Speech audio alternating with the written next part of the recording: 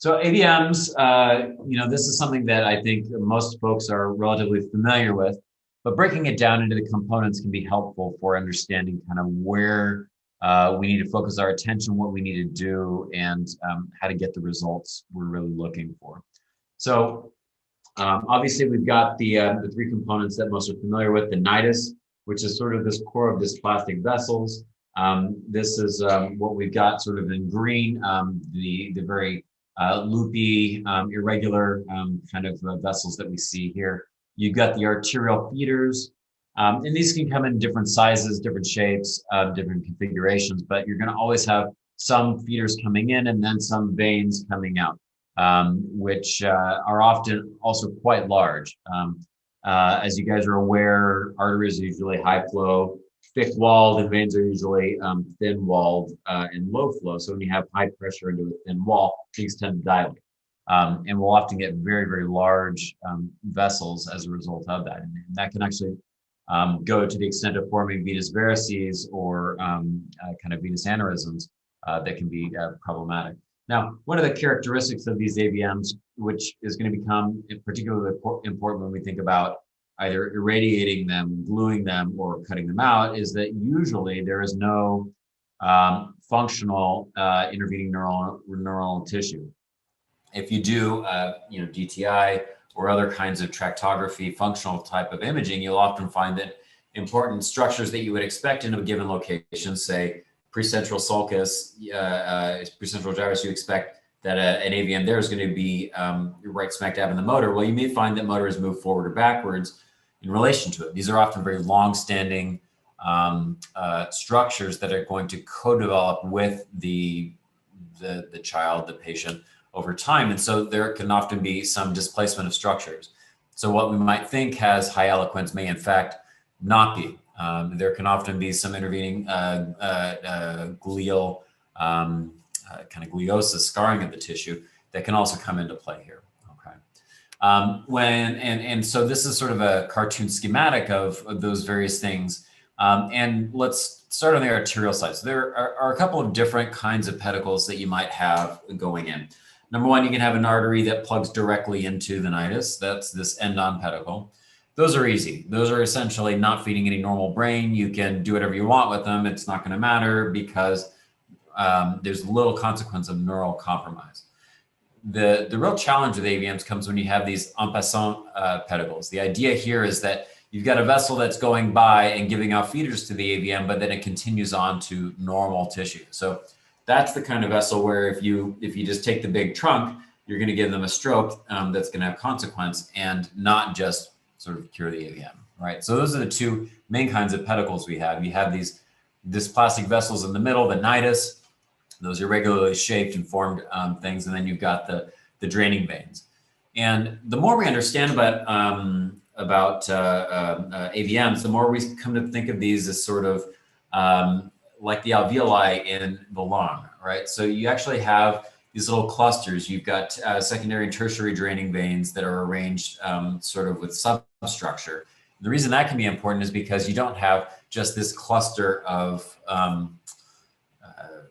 amorphous nidus that drains into everything. You can actually have this chunk of nidus draining into one set of veins, this chunk of nidus draining into other veins. And that's going to become important when we think about ways of killing off the nidus and ultimately curing the vessel.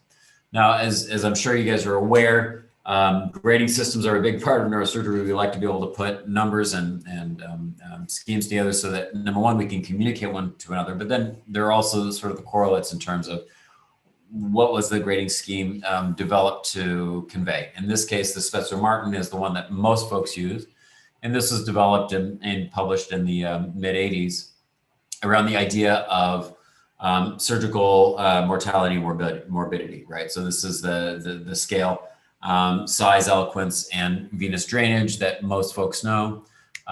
The supplement to that was published by Lawton and the late Bill Young out of the UCSF group that added some, I think, nuance to surgical grading of these scales that took into account sort of not just the the deep venous drainage eloquence and age that, or the size, deep venous drainage and eloquence of the original Spencer-Martin, but now we bring into account the age, and you get additional points for higher risk things that you might expect. The older you are, the higher the risk is. The ruptured presentation, you might say, well, how does rupture actually play into risk? And it's a little bit counterintuitive, but if you're ruptured, that's actually a good thing because you've created space and you potentially have some areas of the nidus that are sort of pre-dissected. So a rupture is actually a good thing. So a rupture is a good thing. Unruptured is bad. You get a point for being unruptured. And then diffuse this idea of, do you have any intervening functional neuronal tissue in and amongst the nidal vessels? If you can kind of draw a circle around the nidus, that's considered compact. That's good. Diffuse is not necessarily good. So that's sort of the supplemental grading scale that I hope folks will learn in addition to the Spencer-Martin. It's actually quite useful in terms of the concept it teaches and what you can do with those. There are a number of risk factors that go into determining whether or not an AVM ought to be treated and how best to do that. These are a few of them. We've kind of gotten at them with some of the grading scales, but the prior hemorrhage, the nidus size, any venous outflow, stenoses, as you might expect. If you've got a stenosis, you're going to have outflow resistance and therefore build up pressure and potentially rupture. Deep location, periventricular and the basal ganglia, deep venous drainage into the galenic system, feeding by perforators, which of course can be small, tortuous, and subserve significant functions such as the thalamic perforators. And then finally, any feeding by the posterior circulation that portends higher risk as well. Natural history has been studied by a number of groups. Unruptured AVMs portend a risk of about 2 to 4% risk per year. Ruptured AVMs are more like 1% per month. So once it's ruptured, sort of cat's out of the bag, and it's time to treat it. The question of to treat or not to treat is sort of moot at that point, and these become much higher risk lesions that deserve our attention.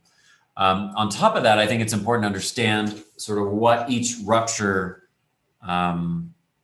means in terms of what it does to the patient. So each hemorrhage carries with it about a 10% risk of death, okay?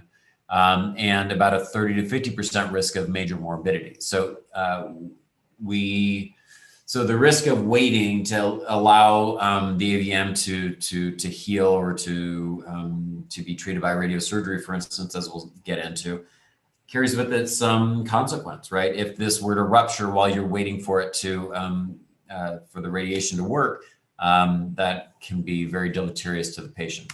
Okay.